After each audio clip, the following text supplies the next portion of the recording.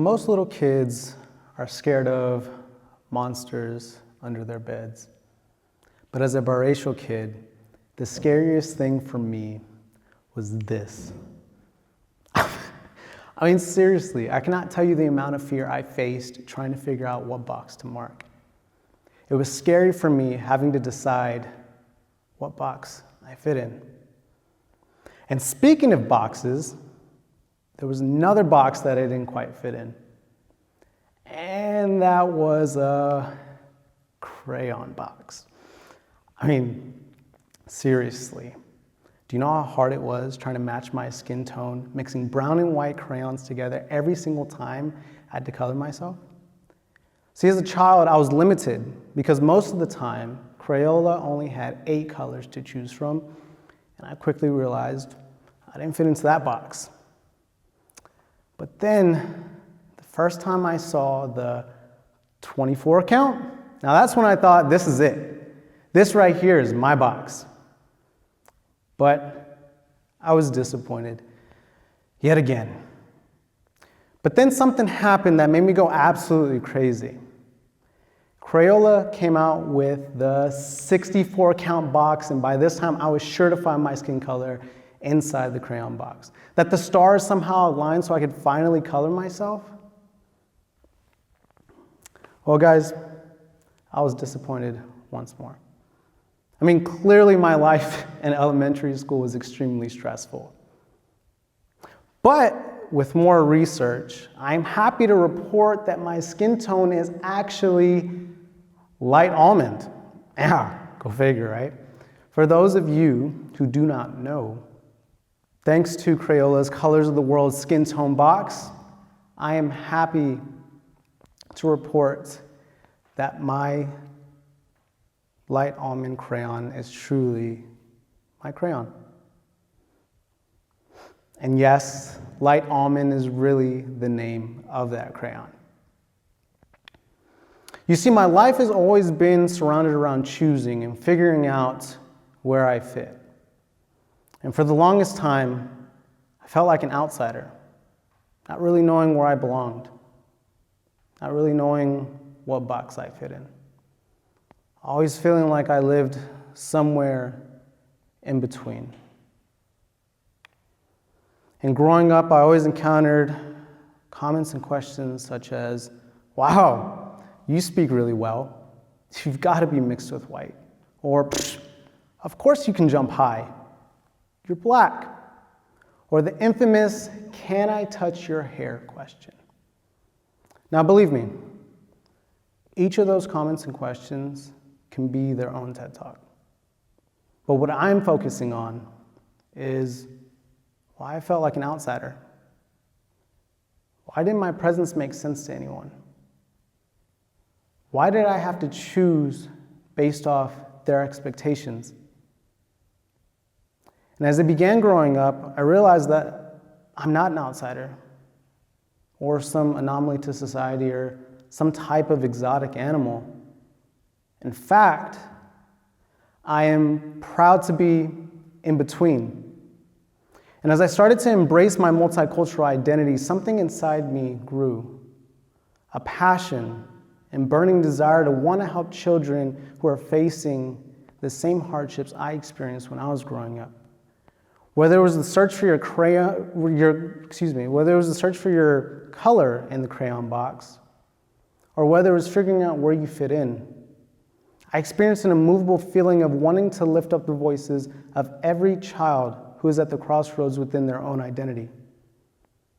This is when I realized I had a story to tell. This is why I wrote a children's book called Proud to Be in Between. Now, the goal of this children's book is to help children embrace their multicultural identity along with helping parents engage in the challenging conversations such as race and ethnicity. And throughout the process of writing this children's book, I learned that each page was a trip down memory lane. It made me reminisce how small and forgotten I felt in a world where my presence didn't quite make sense to people outside my family. It uncovered insecurities I had as a kid that I didn't even know I had. But most importantly, it taught me that it's okay to create your own box. One that is so uniquely you that only you understand. And I learned that we all have a voice, and every kid needs to find a way to amplify it for the entire world to hear. I want my story to help children living in between feel heard. I want them to understand that in between is such a powerful place to be. Now, hear me out. I believe being biracial is a superpower. Yes, I said a superpower.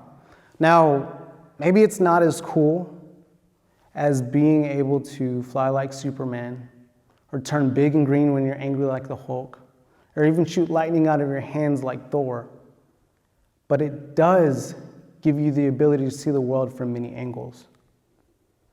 You see, being in between has given me a powerful perspective that encourages both empathy and individuality. Rather than focusing on stereotypes, it has allowed me to see what beyond what meets the eye, because I know I am more than that. But most of all, it provides a level of empathy that bridges the gaps between learning and teaching. But more importantly, it gave me the ability to bridge the gaps between both cultures.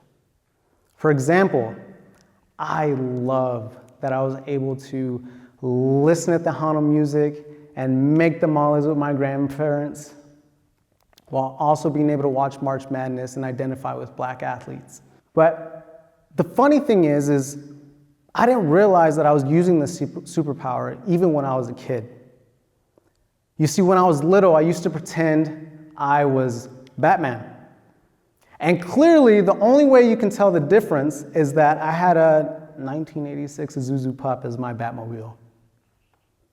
I mean, I loved how Bruce Wayne would use a ton of gadgets to get himself out of trouble.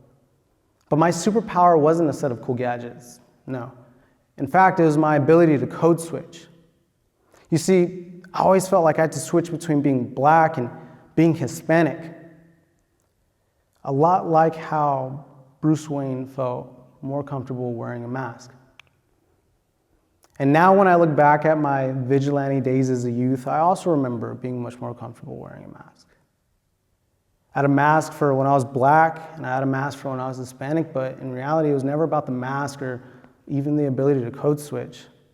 Instead, it's really the ability to empathize and share insight to both cultures. You see, empathy and perspective is where the superpower really lies. When I was little, I didn't have to choose between the two because I could navigate between both. My multicultural identity has given me the ability to be my own superhero. Now, I can honestly say in front of you guys that it took me some time. It did. But I am proud to be in between. And throughout the process, I realized that we all search for belonging and are all probably in between some sort of identities ourselves. See, being in between is not just about race. It's about finding yourself, seeing the bigger picture, learning the larger lessons life has to offer. It's about the intersections we all face when we all explore our own personal and unique identity. We are all in between, and we're all trying to make sense of it together. You see, for me, it is race. But for you, it may be something completely different. You see, I don't have to choose being Black or Hispanic, and I don't have to mark a certain box. Living in between gives me the ability to be myself. I've realized that I don't need a crayon to make sense of who I am.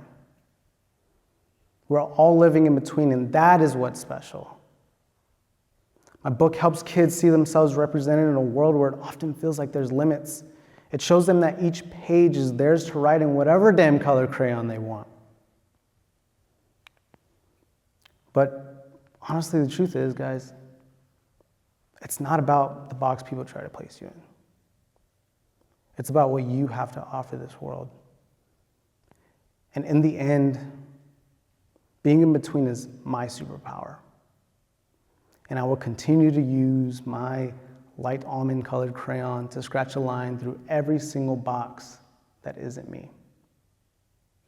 Thank you.